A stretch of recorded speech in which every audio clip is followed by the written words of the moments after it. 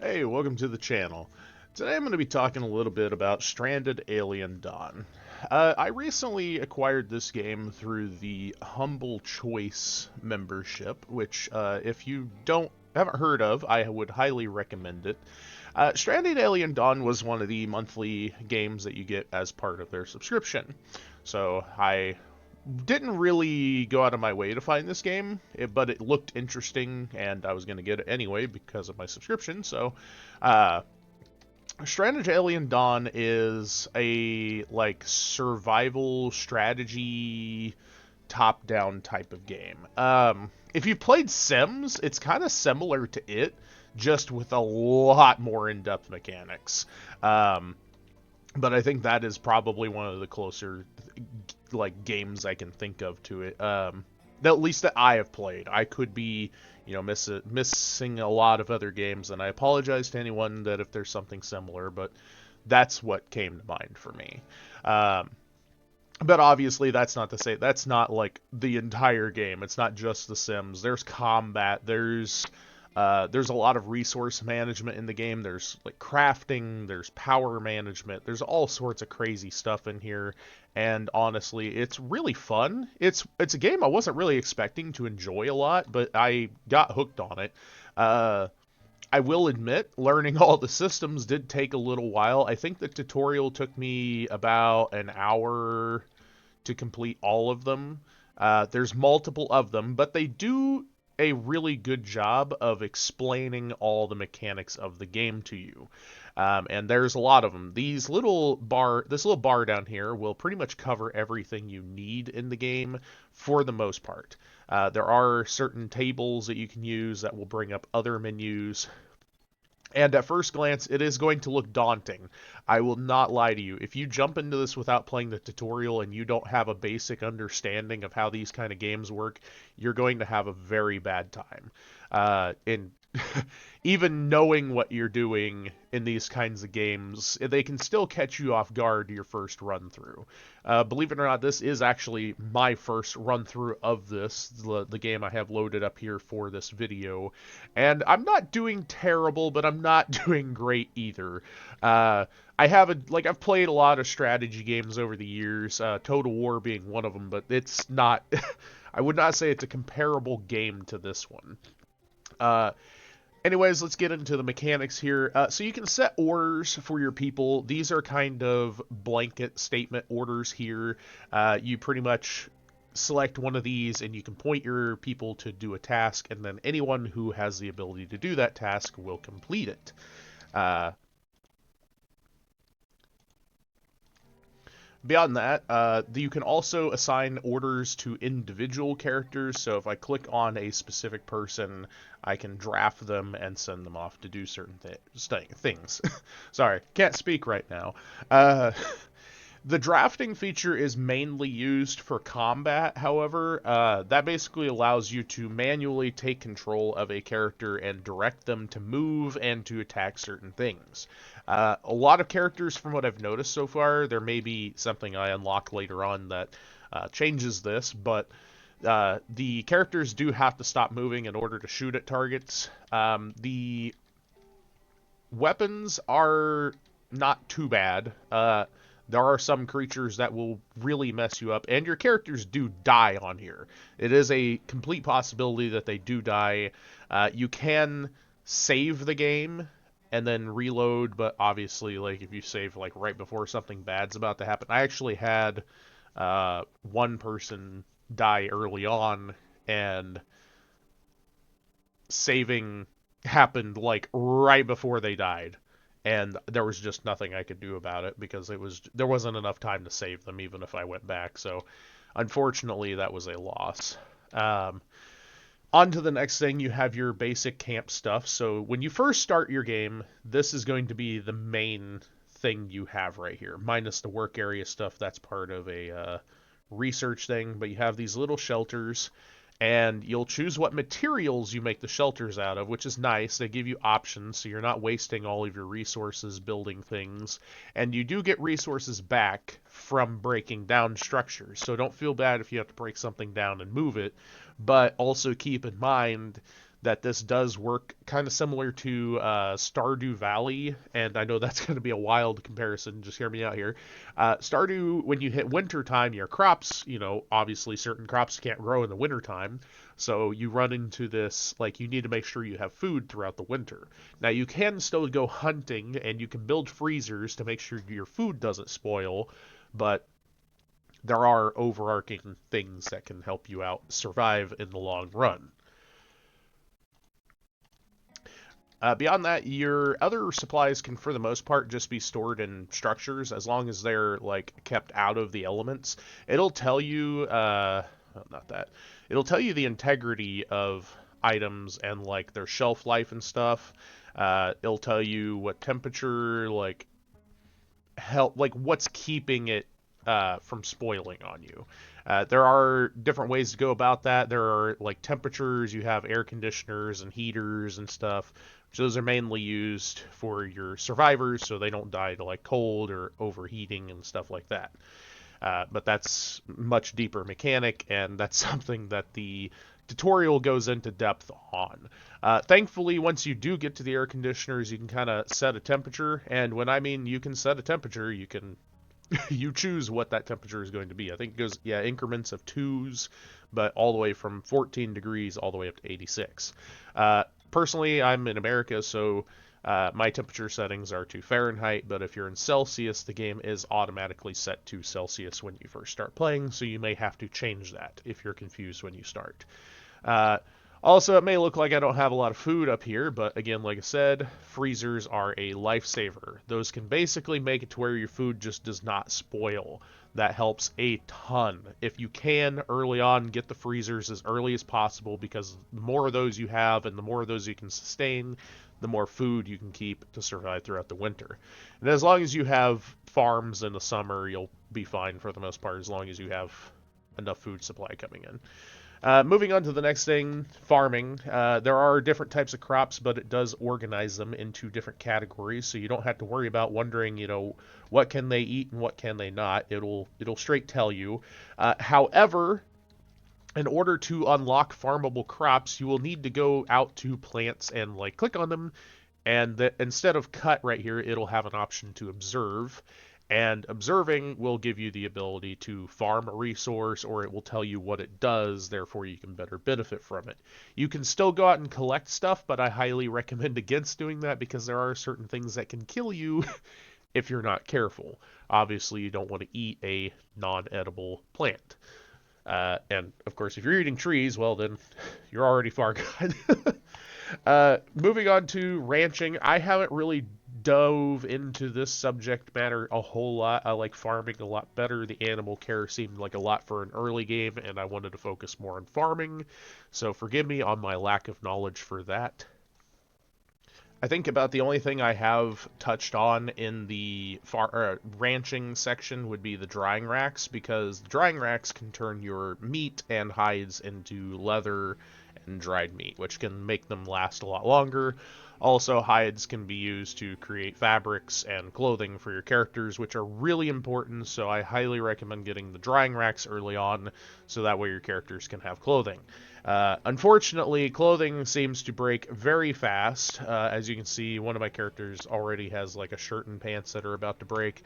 I'm sure as you get higher quality materials, that probably becomes a lot easier, but early game, it's a huge pain to deal with if you don't understand how like fabrics and stuff work on here. But for the most part, it's pretty simple. Get a drying rack, hunt creatures that give you hides, and then make sure you dry those hides to get leather. On to the next thing, we have storage, which I have touched on a little bit, but just to dive into it a little bit deeper. So shelves and stuff have a little menu in here called restrictions. This allows you to individually choose down to the last detail what can and can't be stored in certain shelves, which is nice. So nice. This is a feature that I've wished a lot of games like this would have, but this is one of the first that I've seen do it really well, that I have played, of course. But storage can, of course, be limited, and you can select and deselect all. They give you so many options in here to choose. You can store here first, group items by type, You can set how many slots of that storage shelf are usable for them. They really just give you like the full reign over control of what you can do on here. Moving on to housing, it's pretty simple. Building houses or building structures is fairly simple. You have to start with a floor, which will then drag and then build. It will tell you the cost of the materials. Obviously, the higher the structure gets and the more of these like support beams you have to build because the unleveled terrain, the more it's going to cost.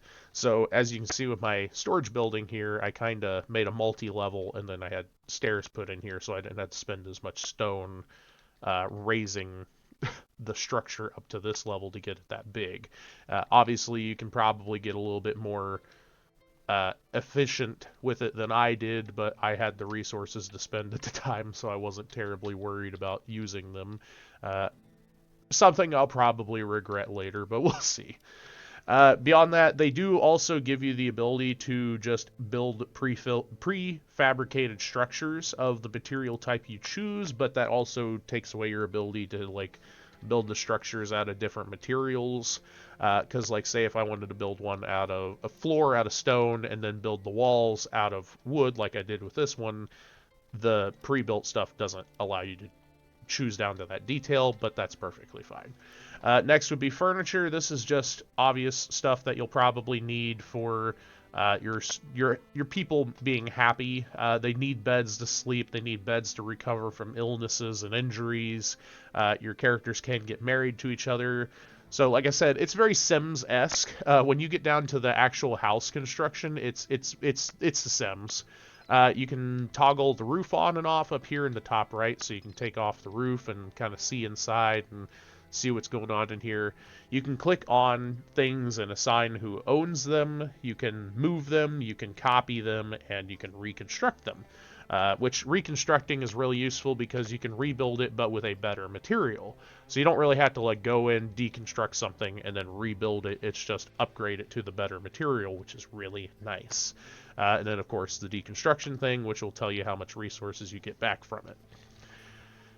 Moving on to leisure. This is similar to keeping your happiness up for your dwellers, but this is more stuff that like they need to have fun. These are basic living essentials. This is for fun. I have a shooting target out here, and then I believe I have a dartboard in the house. These are just things that they'll do in their free time, so it's really helpful for keeping them happy. Beyond that, there's not a whole lot to explain into it. So light and heat will be our next topic. Now this is where we start getting into the more advanced stuff. So first, I'm going to jump over to power, because this is something that you will need to understand before messing with the heating and lighting, unless you're messing with the stoves and stuff, but those aren't powered. Items will tell you if they consume power or not. 90% of the stuff in here either consumes power or wood or some sort of fuel source to keep it going, besides like the air vents and stuff, but those are pretty straightforward explanation. If you can common sense make connections of what things do, then yeah. There are lightning rods you can put down. I highly recommend as soon as you unlock one of these, put one in your base. There are thunderstorms that can come through, and the lightning will strike your people. It'll knock them out. It can also hit your crops. It can hit your structures. It can damage things. Put one of these down as soon as you get one.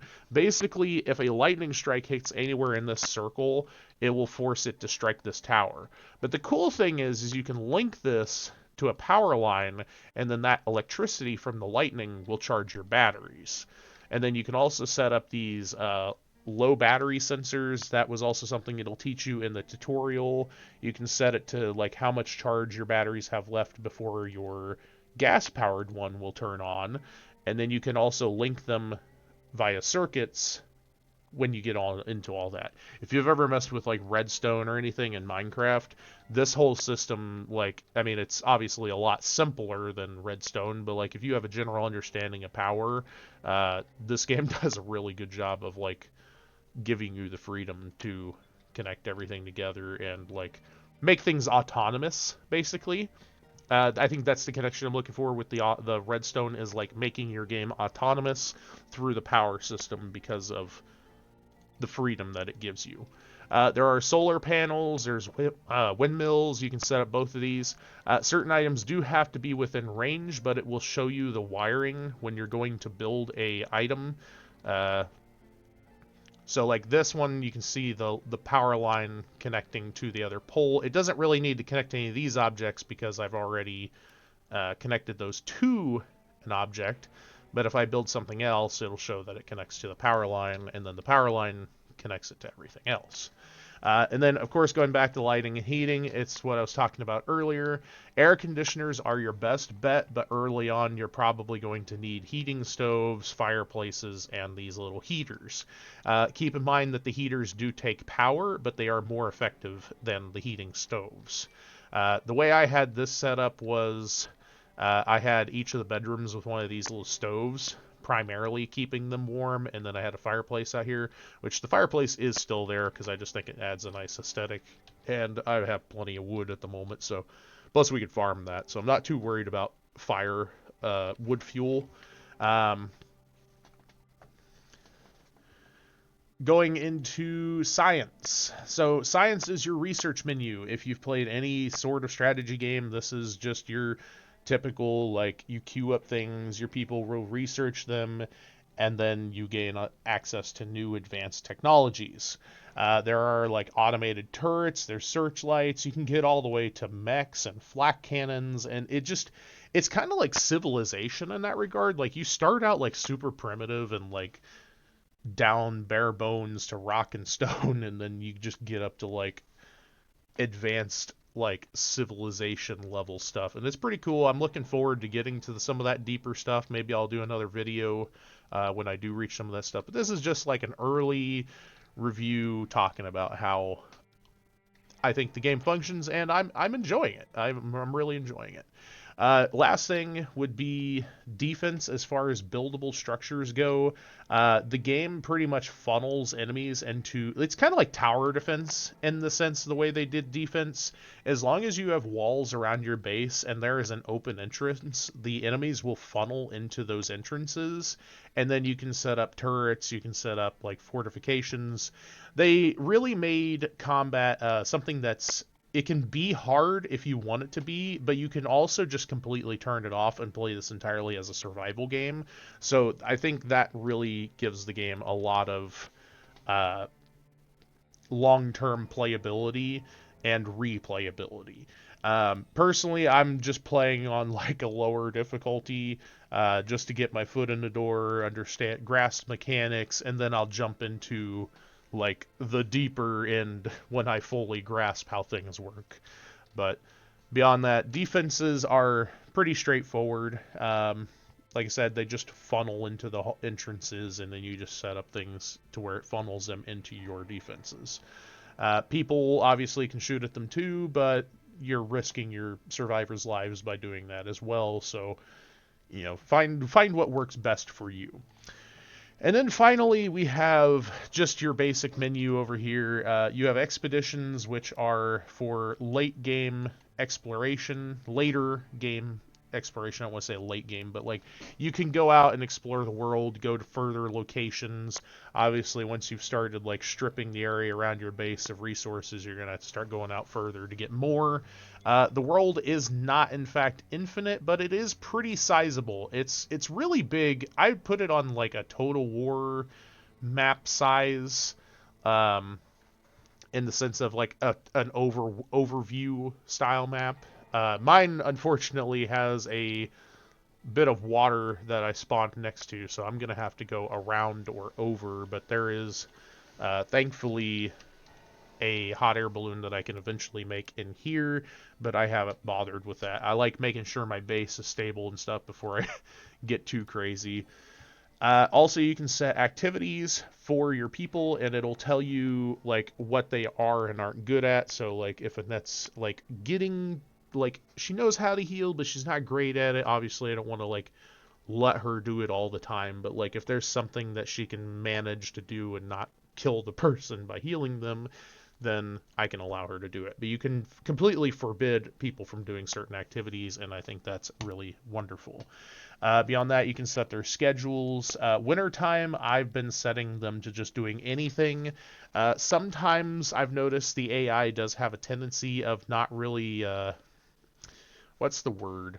Um, they can get like hypothermia and stuff from being outside unclothed. The problem is they just kind of ignore their basic needs. I've had characters that would like, there was clothing available, and there was like warmth, and there was just stuff they could have done to keep themselves alive. And I've had to revert saves a couple of times because I just wasn't like, I didn't notice that they weren't like just taking care of themselves. And I had a couple of people just die from hypothermia walking back to the base because they just blatantly disregarded that they needed clothing.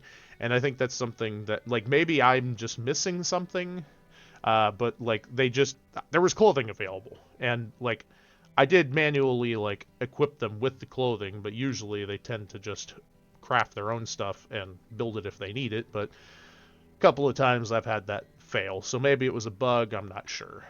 Beyond that, that pretty much covers everything. There is obviously your typical strategy stuff up here. You can pause the time, you can fast forward, make sure things go a little bit faster to, advance like the slower parts of the day. But beyond that, this is Stranded Alien Dawn. I hope this video, if at least helped teach you some of the mechanics to the game. I know this is a little bit longer than my usual videos, but I kind of wanted to go a little bit more in depth on this one due to it being as advanced as it is. And if you don't know what you're doing with strategy games, I would highly recommend playing the tutorial for this one. If you do end up picking it up, or if you, like me, have the humble choice thing and got it for free. Anyways, thank you guys so much for watching. I hope to see you in the next one.